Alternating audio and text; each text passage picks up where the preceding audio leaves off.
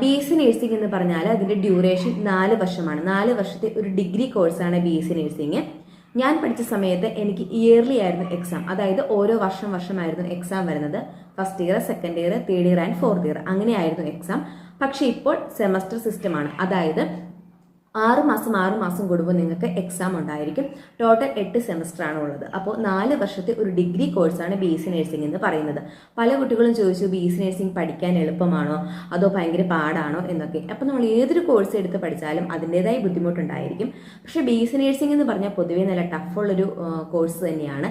നമുക്ക് പഠിക്കാനായിട്ട് ഒരുപാട് സബ്ജക്റ്റും കാര്യങ്ങളൊക്കെ ഉണ്ട്. അതുകൊണ്ട് തന്നെ ഭയങ്കര ടഫാണ് പഠിക്കാനായിട്ട്.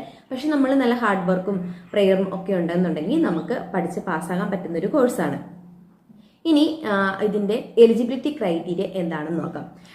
നമുക്കറിയാം, +2 സയൻസ് സബ്ജക്റ്റ് എടുത്ത കുട്ടികൾക്കാണ് ഇതിന് ആപ്ലിക്കേഷൻ കൊടുക്കാനായിട്ട് സാധിക്കുക. +2